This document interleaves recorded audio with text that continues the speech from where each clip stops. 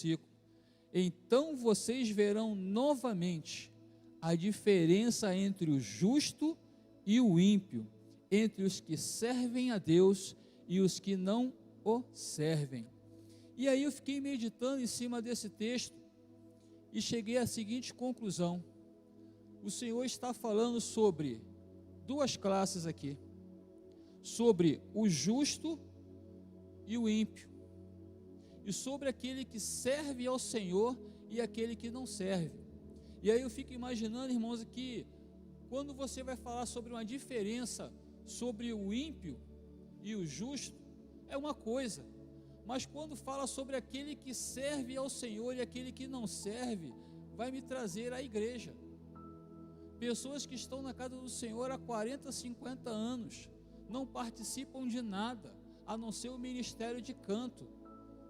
Mas não é o canto de pegar o microfone e cantar, mas é aquele cantinho que fica ali, né? A pessoa foi chamada para fazer alguma coisa, mas ela prefere ficar lustrando os bancos da igreja. Esse é o chamado ministério do canto. Ele fica sempre no cantinho. E detalhe, não catuca, não mexe, porque tu vai arrumar problema. E aí eu fiquei imaginando, segundo tema que eu escolhi, é o que vai me diferenciar, o que diferencia eu, você, das demais pessoas. Qual é a característica maior na tua vida que vai fazer a diferença entre você e a pessoa ímpia, entre você, um crente relevante, um crente radical, daquele crente meia boca, aquele crente que só fica no canto? Qual é a diferença? Engraçado, irmãos, que fazendo essas perguntas ao texto, me fez trazer a refletir os tempos passados, onde você conseguia identificar um crente. E antigamente as pessoas eram chamadas de Bíblia. A pessoa trazia a sua Bíblia ali, alguns embaixo do braço, outros traziam a mão. E aí as pessoas diziam: olha, ali lá vai um Bíblia. E muitas vezes a gente conseguia diferenciar um batista de um assembleano ou um crente pentecostal, porque as irmãs colocavam lá aqueles vestidos longos, usavam aqueles coques, né? E o batista não, já era mais uma calça mais larga. E tudo isso era uma coisa que diferenciava. E aí você deve dizer o seguinte: pastor, a diferença que vamos ter hoje é que eu estou na igreja domingo e quarta-feira. Legal. Mas aquele que tem um ministério de canto também faz a mesma coisa. Pastor, mas eu canto. Pastor, eu ensaio, eu sou afinado, eu canto, eu danço, eu prego, eu toco. Legal. O ímpio também faz a mesma coisa. E aí, irmãos, qual é a diferença? O que você tem?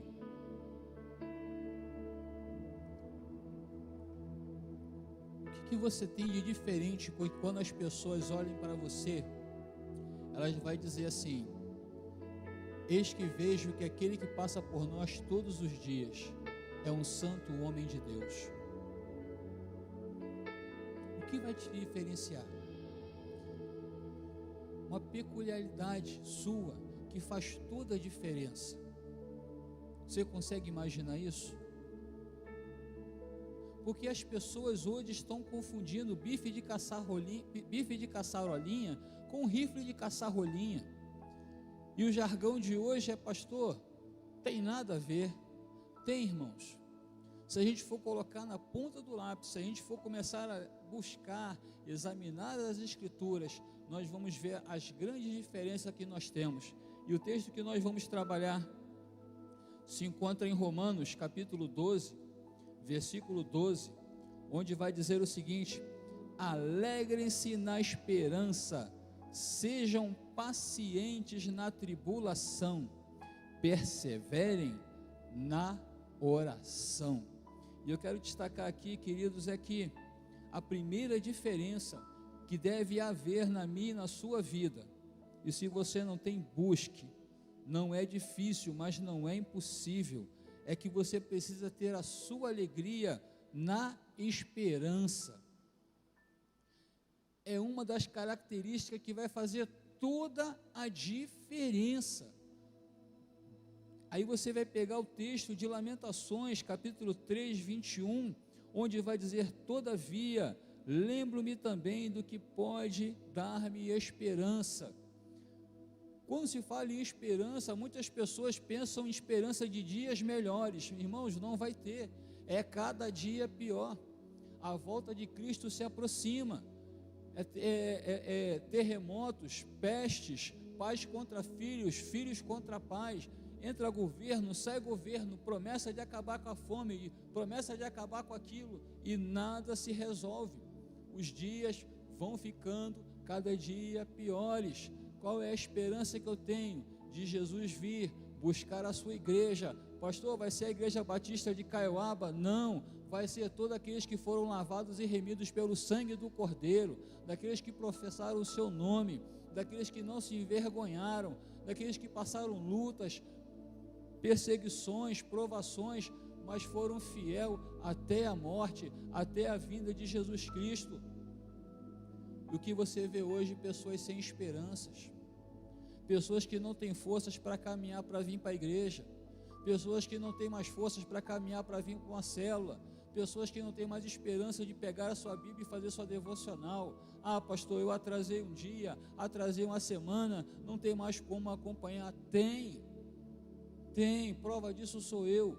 Passei uma semana meio que chateado, aborrecido, com dor de cabeça, resolvendo alguns problemas, está tudo atrasado, mas estou lá colocando em dia. É para ler 3, 4 capítulos, estou lendo 8 e por aí vai, até acompanhar o dia que tem da devocional.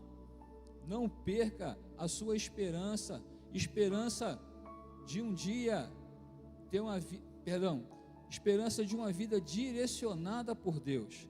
Jeremias 29:11 vai dizer: porque sou eu que conheço os planos que tenho para vocês, diz o Senhor, planos de fazê-los prosperar e não de lhes causar dano, planos de dar-lhes esperança e um futuro. Esperança, irmãos, da minha vida ser direcionada por Deus. Eu não sei o que eu tenho que fazer, mas eu tenho uma bússola que é a palavra de Deus. Eu tenho um Deus que, através do seu Santo Espírito, com gemidos inexprimíveis, Ele brada ao meu coração. Eu posso ouvir claramente a voz de Deus dizendo o seguinte: olha, não faça, isso está errado. Irmãos, quantas vezes Deus levanta pessoas que você nunca viu na vida e traz uma palavra para você.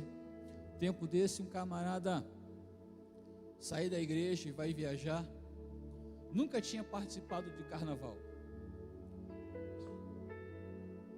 e um belo dia ele me para num posto de gasolina, abastece o seu carro, e ele vê o camarada tomando uma caipirinha, e ele viu o camarada bebendo com tanto gosto que ele olhou e falou assim: me dá um negócio daquele ali para beber. Aí o camarada olhou para ele e falou assim: aquilo ali é caipirinha, é bebida alcoólica. Não, mas eu quero experimentar. Bebeu, e daqui a pouco tomou mais uma, gostou do negócio.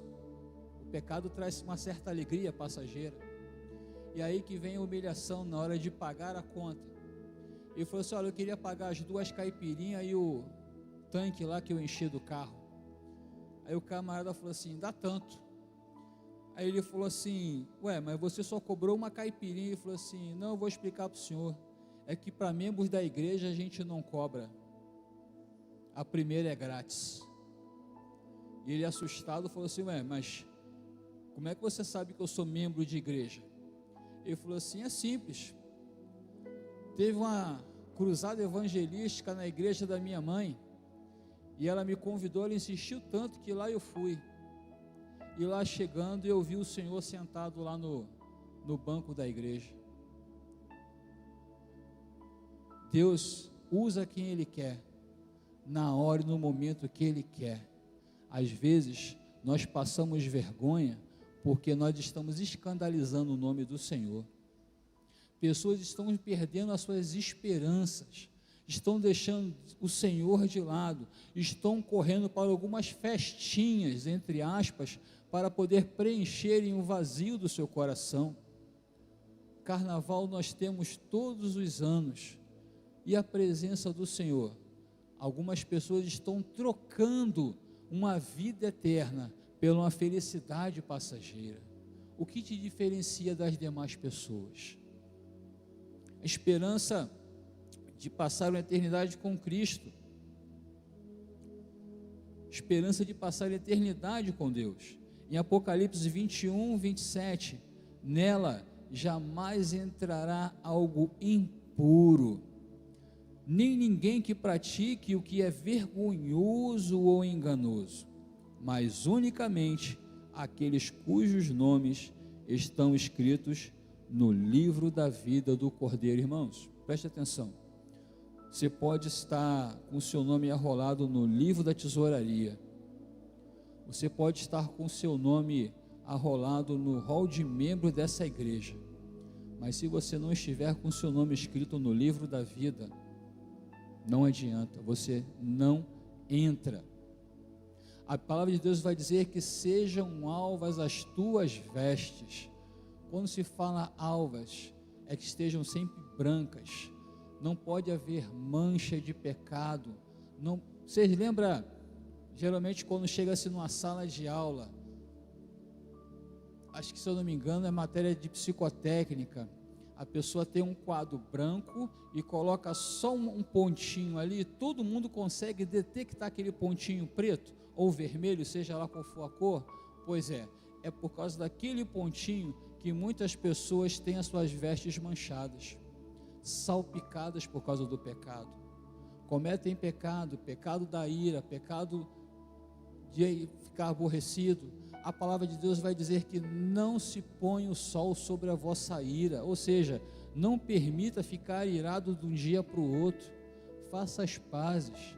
E infelizmente nós vemos casais, um com raivinha do outro, passam semanas sem se falar, e eu te pergunto, como é que a vida dessa pessoa prospera?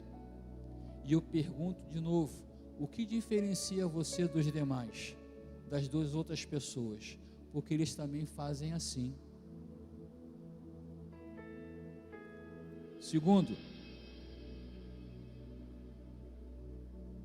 Segunda diferença, sua paciência na tribulação.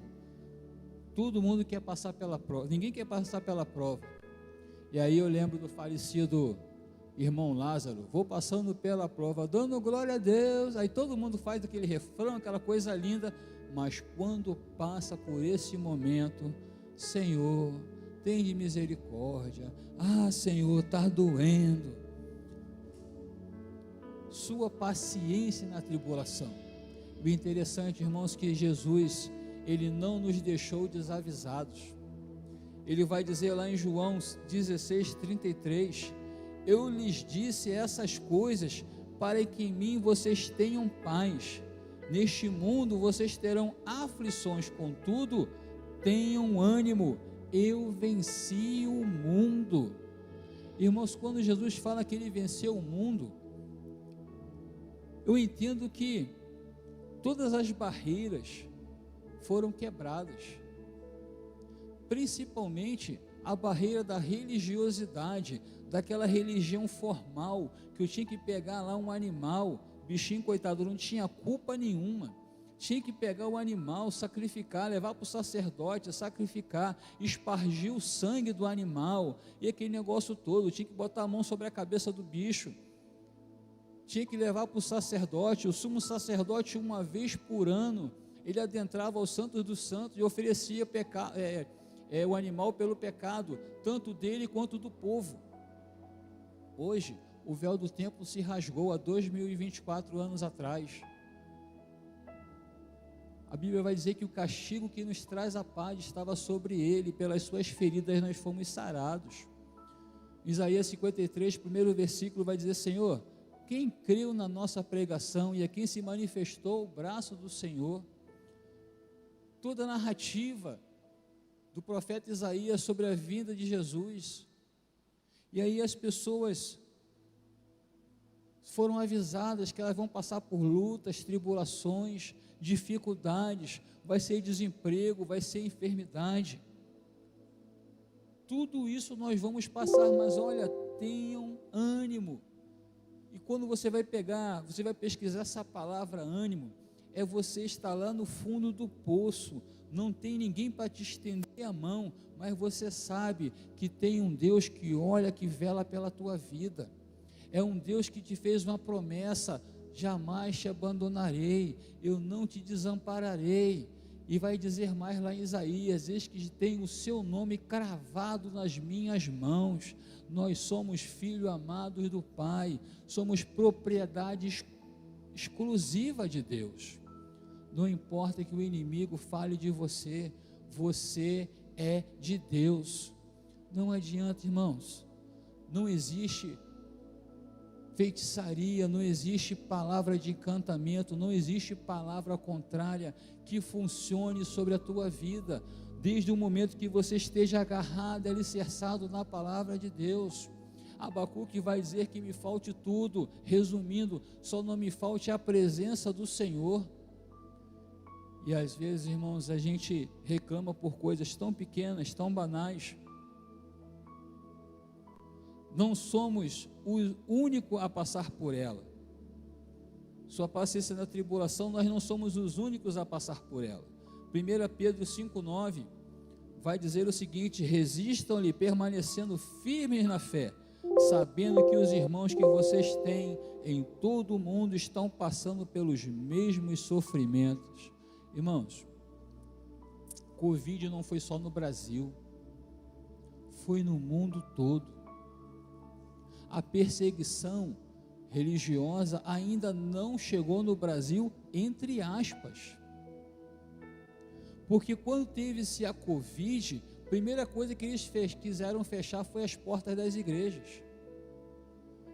E as pessoas, interessante que eu acho engraçado que as pessoas que mais foram contra com fechar a igreja foram as que primeiro deixaram de aparecer na igreja.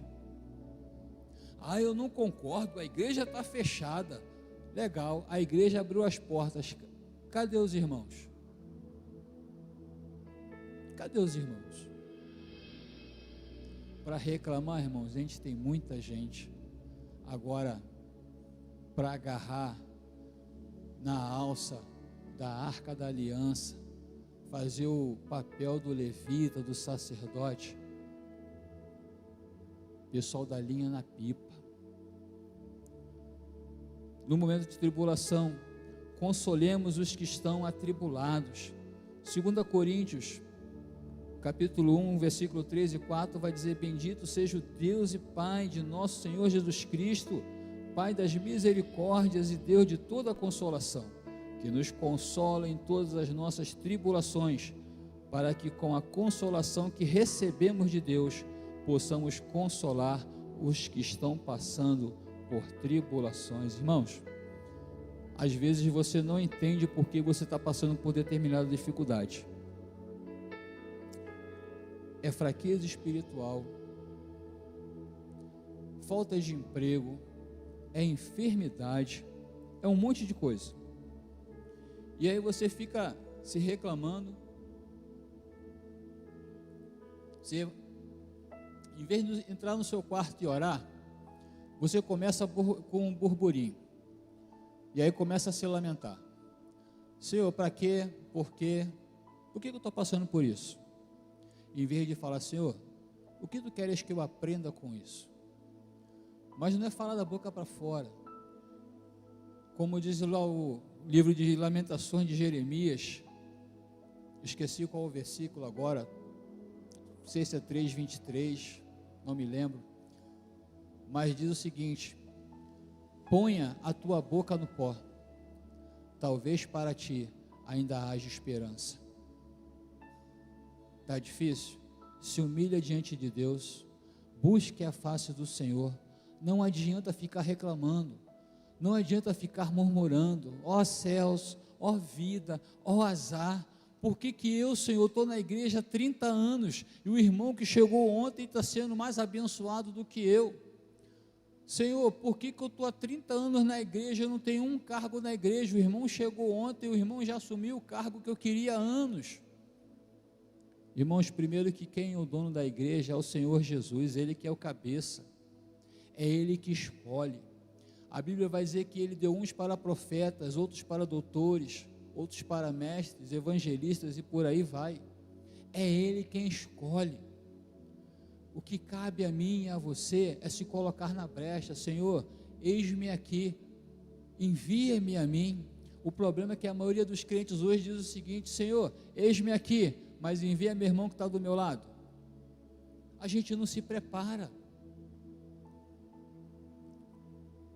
E aí me lembra aquela história no quartel: se tiver uma guerra, o que foi? Não, eu prefiro ser um covarde vivo do que um herói morto. Não é diferente dos nossos dias. Senhor, eu estou aqui, mas só se o Senhor puder enviar meu irmão, eu vou ser grato. E aí, irmãos, muitas vezes Deus permite que nós passamos por alguma dificuldade. É desemprego, é enfermidade, é tudo de ruim que você possa imaginar, é intriga, inimizade, desavença. Deus permite. Pastor, para quê? O que nós acabamos de ler agora? Que o Deus de toda consolação vai nos capacitar. Deixa eu achar aqui. Bendito seja o Deus e Pai de nosso Senhor Jesus Cristo, Pai das misericórdias e Deus de toda consolação. Toda a nossa consolação, irmãos, vai vir de Deus, principalmente quando nós perdemos um ente querido, que nos consola em todas as nossas tribulações, em todas, tá, irmãos? Nem em algumas não, para que com a consolação que recebemos de Deus, possamos consolar os que estão passando por tribulações. Eu estou passando aqui hoje, amanhã eu vou ter autoridade para consolar o meu irmão que está passando pela mesma dificuldade que eu. Pastor, o senhor não entende meu problema. Entendo sim, irmãos, eu passei por isso. Houve época da minha vida que eu abria a geladeira, parecia um aquário, não era aquele Rio Planet não, Aquário Rio não, mas era Nova Iguaçu Rio. Abria a geladeira, só tinha garrafa d'água, e glória a Deus por isso. Nunca dormi com fome. A cada dia o Senhor enviava um corvo para me sustentar. As pessoas reclamam, só que ela está sendo moldada, ela está sendo trabalhada para amanhã ela ser bênção na vida de alguém. Você é referência, alguém está olhando para você e diz assim: eu quero ser assim, um cristão igual fulano. Olha, fulano me inspira. Olha, esse cara é demais, ele passa por cada problema, essa irmã é demais, passa por cada problema e está ali. Tem o culto, está chovendo, o rio está enchendo, a pessoa está na igreja.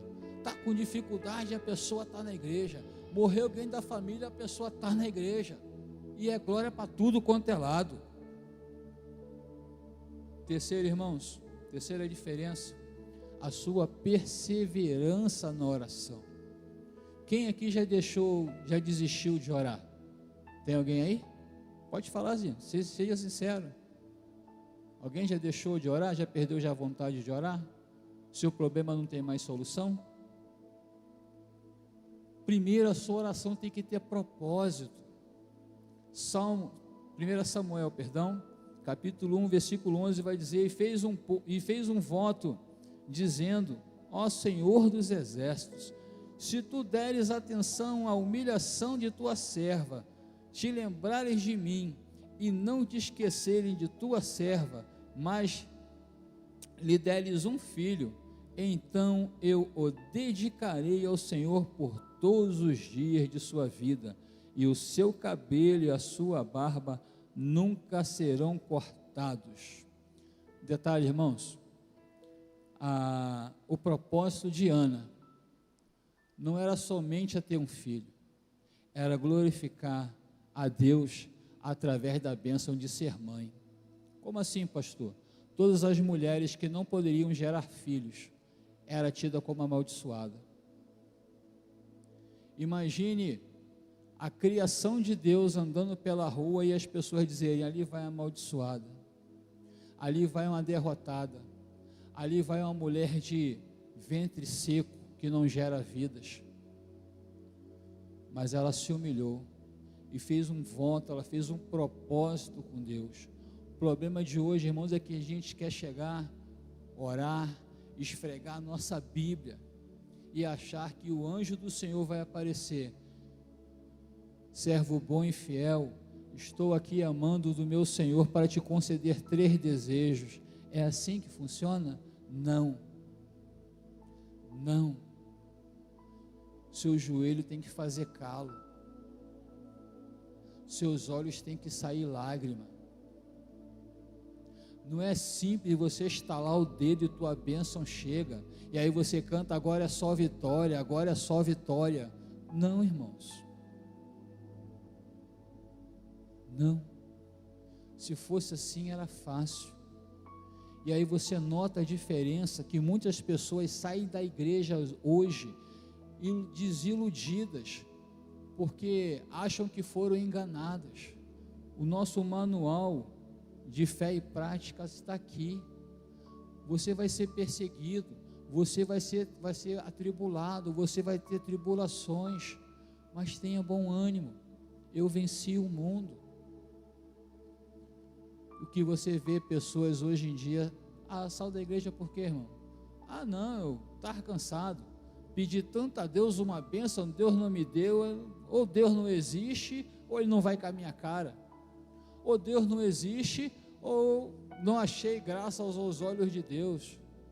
Não é assim que funciona, irmãos. Eu cansei de ouvir pregadores dos chamados das redes sociais dizendo que tem que colocar Deus na parede e rogar a Deus, dizer o seguinte, intimidar a Deus, dizendo, olha, tudo que o Senhor conquistou na cruz é direito meu, é minha herança e eu quero. E aí tem aqueles irmãozinhos que canta Jacó segurou o anjo, me dá minha bênção para depois subir. É como se você quisesse revogar uma coisa que não é sua por direito. E aí quando nós lemos lá Malaquias 3,10, que fazei prova de mim, é você dizer o seguinte, Senhor, eu estou nessa situação, mas como disse Jó, o meu Redentor vive e por fim se levantará da face da terra. A minha ajuda, o meu socorro vem do Senhor, Criador de tudo isso que você pode olhar, os céus, a terra, até o arco-íris. Depois de um dia de calamidade, de chuva forte, de enchente, você consegue ver a aliança com Deus, a sua misericórdia através do arco da aliança. Esse é Deus agindo ao favor do seu povo. Uma oração, irmãos, oração que liberta. Atos 16, 25, de 26 a 30. Vou tentar resumir aqui, e os irmãos sabem, perto da meia-noite, Paulo e Silas oravam e cantavam hinos a Deus, e os outros presos os escutavam, e de repente sobreveio um tão grande terremoto, que os alicerces do cárcere se moveram, e logo se abriram todas as portas, e foram soltas as prisões de todos, e tirando-os para fora, disse, senhores, que é necessário que eu faça para me salvar? Texto bem conhecido. Paulo e Silas foram pregar, tinha uma menina jovem endemoniada, ele expulsa o demônio daquela jovem, as pessoas lançam mão de Paulo e Silas, prendem, porque o demônio foi expulso daquela jovem, e aí que me faz pensar que eles preferiram mais aquela pessoa endemoniada, porque trazia lucro para eles, através da sua adivinhação. Paulo e Silas foram presos, se eu não me engano, eles foram açoitados. Em momento algum da Bíblia, eu vi eles reclamarem, pastor Alcino, eu tomei uma paulada no espinhaço que está ardendo. Aí vem pastor Alcino para mim e fala assim, rapaz, tu viu o tamanho da chicotada que tinha um osso na ponta? Rapaz, acho que pegou no meu rins, que está doendo, viu? Foi assim que eles estavam, Paulo e Silas? Não. Perto da meia-noite, cantando e orando. Qual era o hino? Eu não lembro. Eu fico imaginando se fosse aquele hino que diz assim: quando se fizer chamada, quando se fizer chamada, quando se fizer chamada, quando se fizer chamada, lá estarei. Ou então fico imaginando aquele outro hino: no serviço do meu rei eu sou feliz. Aí você fala: que isso, pastor, tá doido? Os caras apanharam feito boi ladrão, estava acorrentado e estava cantando. É o texto que diz, não sou eu não, irmãos. Eu estou conjecturando aqui os hinos, porque esses hinos nem existiam nessa época. Não estavam reclamando não, irmãos, estavam cantando, dando glória. Aí hoje em dia a pessoa perde o emprego, quer se matar. A pessoa está atribulada, quer se jogar do viaduto do Esplanada. E aí, está ruim, está brabo. E depois que está ruim, está brabo, inventaram essa frase, não melhorou mais para ninguém. Está tudo ruim. E as pessoas saem da igreja reclamando do pastor, do diácono, do líder, e o problema na verdade é ela, porque ela não soube administrar suas emoções. Poderia estar aqui hoje, renovando suas forças, recarregando sua bateria, mas estão aonde? Estão em casa. Eu estou cansado, eu estou assim. Ué, você não descansou o carnaval todo? Ah, desculpa, viajar cansa.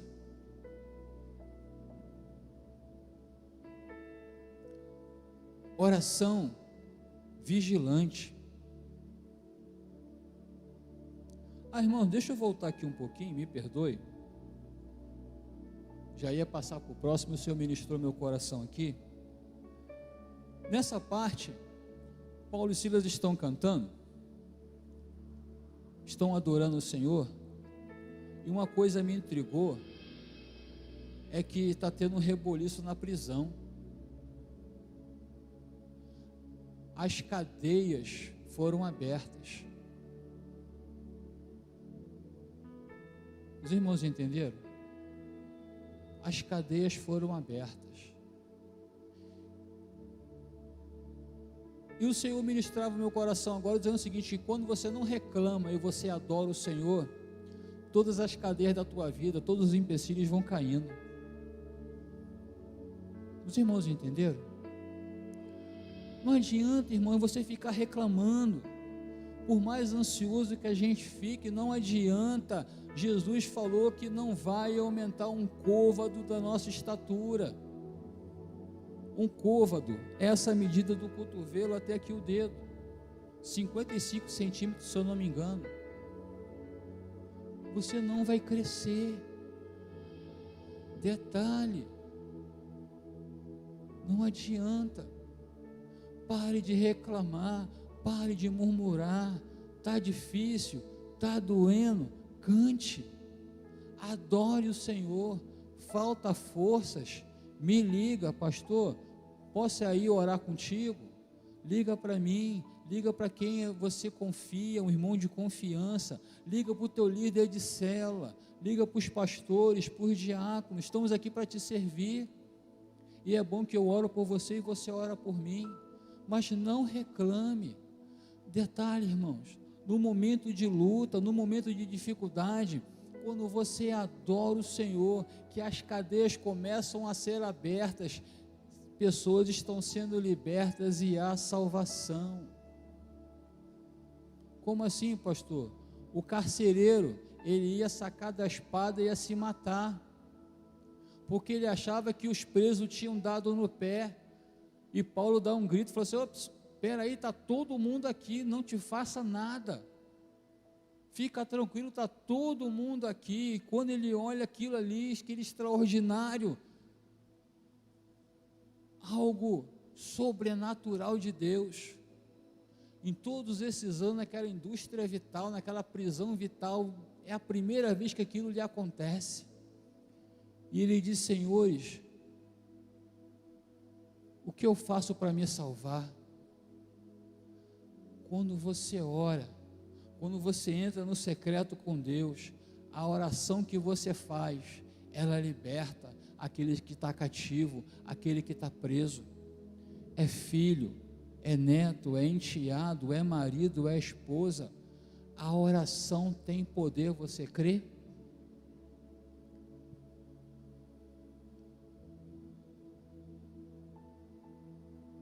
A oração, irmãos, nada mais é você, quando faz a tua oração, você aciona o braço que move o mundo. Você, quando ora, você tem um tete a tete com Deus. Quando você empreende tempo, quando você investe seu tempo na oração com Deus, algo de sobrenatural vai acontecer.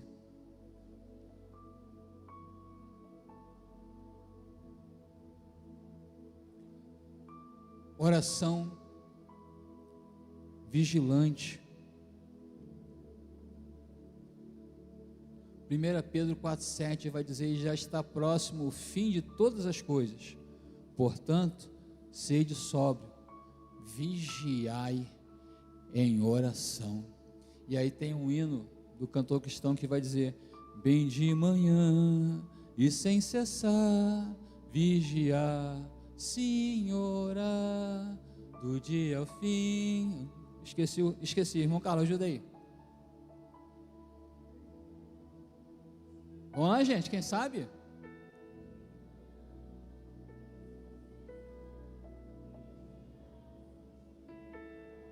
Bonito, podia ficar melhor, mas para ensaio tá bom. Irmãos, é você orar e vigiar, não é a vida dos outros não, é a tua vida. É que quando você ora, algo está acontecendo. E tem alguém, irmãos, que fica furioso quando você dobra seus joelhos para orar. Mesmo que você não consiga dobrar seus joelhos, que a cartilagem não deixa, você pode estar sentado, você pode estar deitado. Ore, fale com Deus, mas não faça da tua oração um monólogo. Fale e ouça o que Deus tem para falar contigo. Pegue a palavra de Deus e comece a orar com a palavra de Deus, e Deus falará contigo coisas tremendas, porque é o Senhor que sabe os planos que Ele tem para nós. Me lembro quando Davi queria algo, ele queria saber de Deus alguma coisa, ele mandava buscar lá o Urim e o Tumim, chamava o sacerdote, queria consultar o Senhor. Senhor, subirei para fazer guerra? Sobe. Resposta do Senhor. Por onde irei? Vai por trás. Senhor, quantos eu levarei? Leve a tribo de fulano, cicrano e beltrano. Senhor, prevalecerei. Gente, era tudo nos mínimos detalhes. E aí eu fico imaginando se algum de nós fosse alguma divindade a dizer assim: cara, eu já não mandei você ir, para de encher o saco, vai. Mas não, tudo que ele perguntava, Deus respondia. Vai, você vai prevalecer, é assim. E aí, irmãos, quando você vai ler a história de Davi, Davi ainda era aquele jovem pastorzinho, quando ele chega no acampamento para levar mantimento para os seus irmãos, e ele vê a afronta de Golias. A palavra dele é o seguinte: quem é esse incircunciso que afronta os exércitos de Israel? Davi estava doido para passar o cerol em Golias, só esperou o momento certo. Davi começa a sua trajetória, começa a subir, até o ponto dele parar de consultar o Senhor. E aí você vê Davi cair. Tudo por quê? Um belo dia, o exército está em guerra e Davi está vigiando a sua vizinha tomar banho.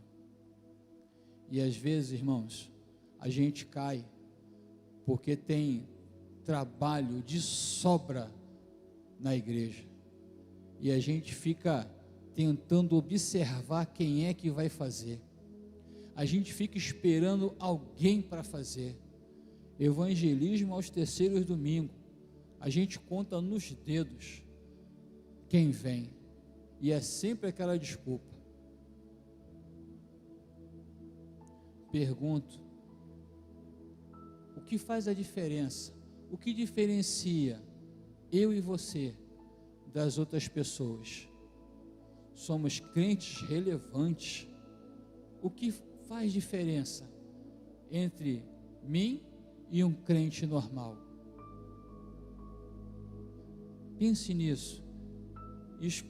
Escute essa frase de Edward Bond.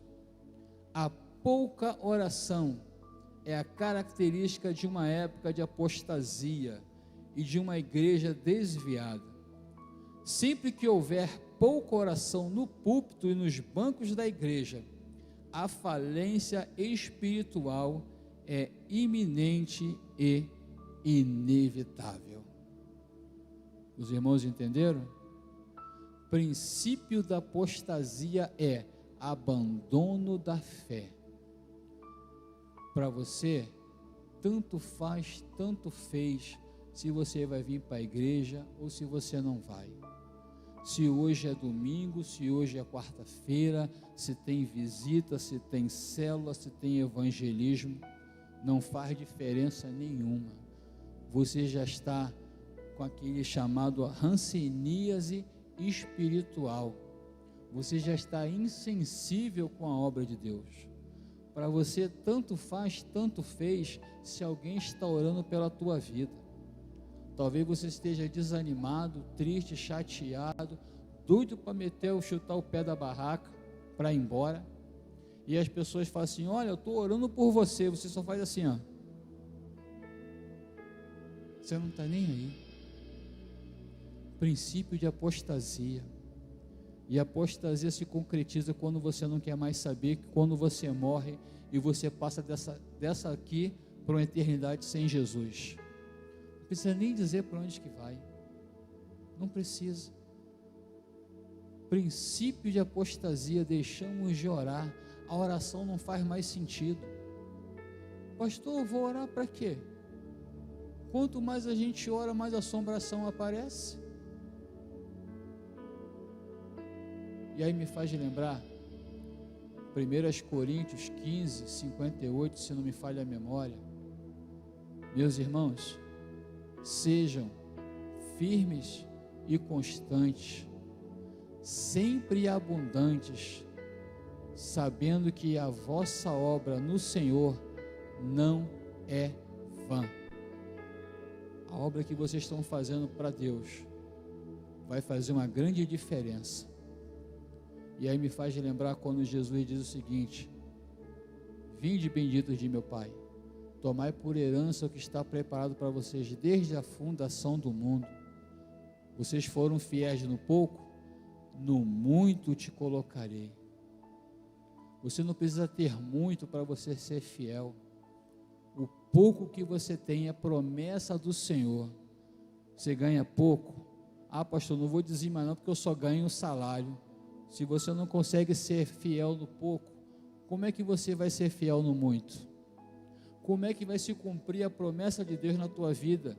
Se você não é fiel no pouco, como é que Ele vai te acrescentar mais se você não é fiel? O triste, irmãos, é quando nós trocamos a palavra de Deus pela axiologia. Ah, pastor, eu acho que é assim. Eu penso que é assim. Interessante, as escrituras me dizem diferente.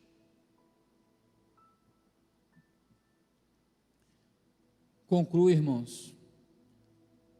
O que vai diferenciar você dos demais é o seu relacionamento com o Pai. Ou seja, a qualidade do tempo que você tem dedicado a Ele. Abandone coisas superficiais e sem futuro. Invista mais em uma vida de oração, comunhão, santidade e serviço. Afinal de contas, Romanos 8,37 vai dizer: mas em todas estas coisas somos mais do que vencedores por aquele que nos amou. Vem a tribulação, vem o desânimo, vem o cansaço.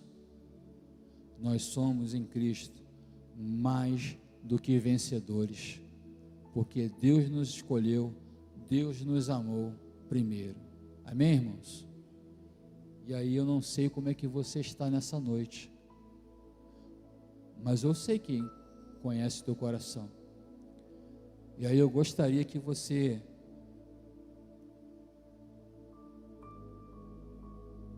pensasse nesse momento. O Ministério de Louvor vai estar entoando um hino, um cântico. E aí vai ser você com Deus. Se você quer que a gente ore pela tua vida, quero te convidar que você venha aqui ao altar do Senhor para a gente orar contigo. Está cansado? Está com algum problema? Vem. Eu já estou aqui. Aguardo por você.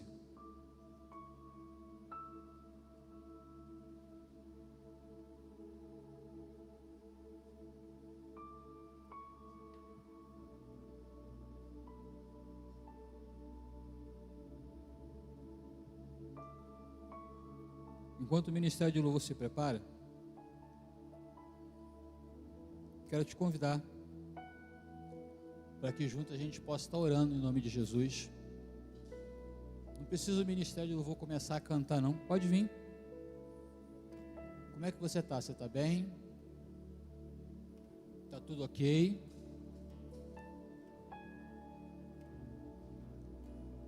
%? Você não está passando por nenhuma tribulação, você não precisa orar por ninguém da tua família, não tem ninguém da tua parentela que precisa de um intercessor nesse momento, ou você vai esperar primeiro as coisas apertarem, para depois você falar, ih pastor, deu ruim. Alguém aqui nessa noite que nos visita, que quer receber Jesus Cristo como seu único e suficiente Salvador?